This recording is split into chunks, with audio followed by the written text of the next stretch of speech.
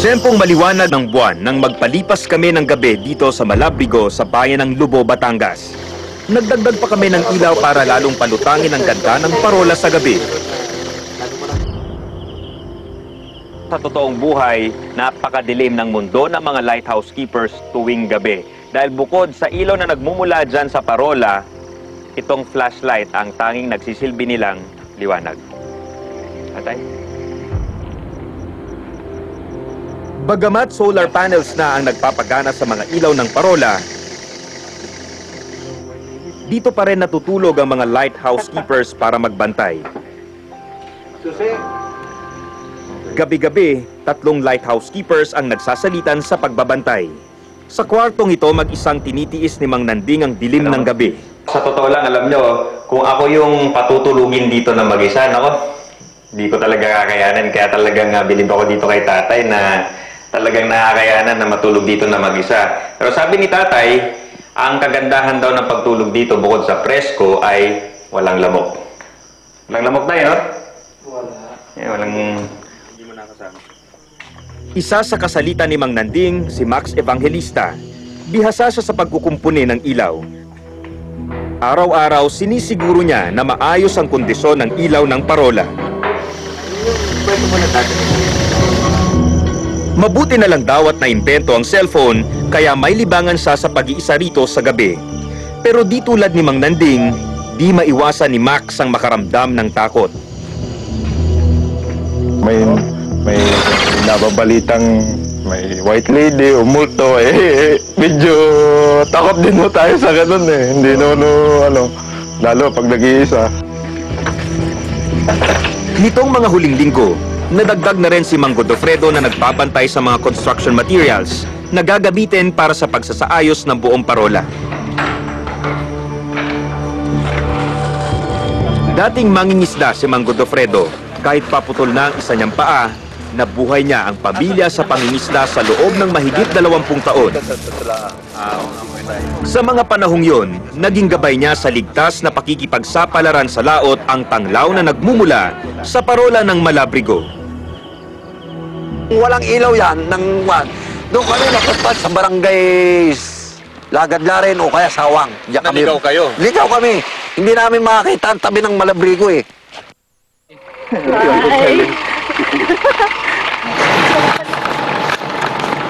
Pagpunta ko rito, maya't-maya ang dating ng mga lokal na turista na gustong masulyapan at makapagpalitrato sa harapan ng makasaysayang parola ng Malabrigo. Pero iisa ang bukang bibig ng sino mang nakarating dito. Panghihinayang at hiling na sana'y maibalik ang dating sigla at ganda ng parola.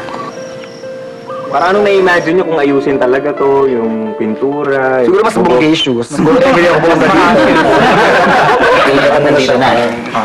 Sana yung pag nakabalik ako dito, na-renovate na siya. Kasi sayang kasi, kasama pala siya sa mga historical places natin sa Pilipinas. Actually, hindi ko siya alam Nung pagdating na lang dito, sabi nung barkada ko, meron palang parola dito. Ang mga seryosong panawagang ito ng mga turista ang nagbibigay inspirasyon sa Olympian at Sports Commissioner na si Akiko Thompson ay pagpatuloy ang nasimulan ng kanyang yumaong ama. Dating miyembro ng Philippine Coast Guard Auxiliary ang ama ni Akiko nang samantalahin nito ang Adopt a Lighthouse program ng Coast Guard. Bumili pa sila ng lote at nagtayo ng bahay malapit sa parola. Kabilang na ang mahigit 100 hagdan na ito mula sa Dalampasigan. I think the lure of the lighthouse is it's very historic. It's a very romantic thing, and it really it serves a lot of purpose. Back then, maybe not so now, but it's just beautiful. You look at it, and it's also medyo kawawa because you see it, and through the years, it's kind of run down, and I guess the rustic old historic appeal of the lighthouse. I think this was a picture of... Sa tulong ng ilang kilalang photographers na kaibigan ni Akiko, nabuo ang coffee table book na ito na nagtatampok sa magagandang larawan ng parola ng Malabrigo sa iba't ibang anggulo. And this really is a labor of love to try and raise funds for the renovation of the lighthouse. We are also fortunate to acquire or find funds from the Philippine Tourism Authority. Itinigil muna ang pagsasaayos ng parola sa ngayon dahil gustong makasiguro ng Coast Guard na alinsunod sa pamantayan ng National Historical Institute ang isasagawang renovation sa parola. Dapat i-consider din na isa siyang living heritage dahil nagpa-function pa siya still as a lighthouse as of today, And yun, i-consider din na kailangan functioning niya, hindi siya mukhang museum na or isang parang artifact. Pinaayos pa namin yung program. Sinusuri namin may mabuti kung ano yung mga dapat pang maging kondisyon. Kasi meron din kami mga reports na nagiging profit-oriented at nababiolate yung integrity ng structure ng lighthouse. Sa tala ng Philippine Coast Guard, tanging ang parola na lang ng Malabrigo ang pinapayagan na pangalagaan sa ilalim ng Adopt a Lighthouse program. Yeah. Yeah, this is the living quarters. We want to do anything like that. Umaasa si Akiko na bago matapos ang taong ito, ay magbubunga na ang kanyang nasimulan. Once tourists start coming and visiting, the locals will see that this is, they can work from, there's a source of work, I guess, for them as well. They'll take better care of the marine life. Yeah, so there's hope for sure. Ayon sa Philippine Coast Guard, hindi matatawaran ng papel ng mga parola kahit pa naimbento na ang mga satellite system tulad ng GPS. Solar-powered na at meron na rin tayo. Ang lighthouse pa rin ay kinakailangan upang ma-verify nila ang satellite reading nila. Pagka wala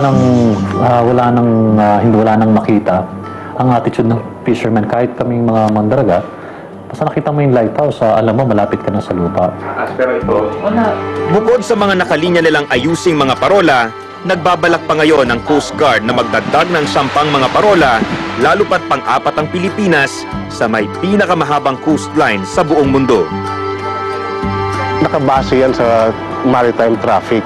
May mga lugar tayo as we progress, sa pagdaan ng mga panahon, dumadami ang maritime traffic.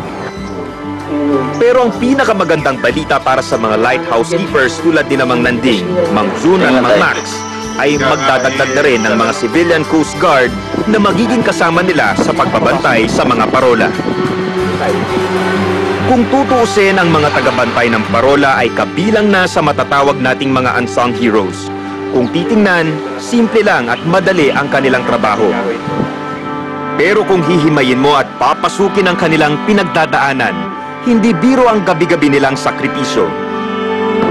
Subukan mo lang na sila'y makakwentuhan. Sak na may mapupulot kang aral at karunungan mula sa kanila.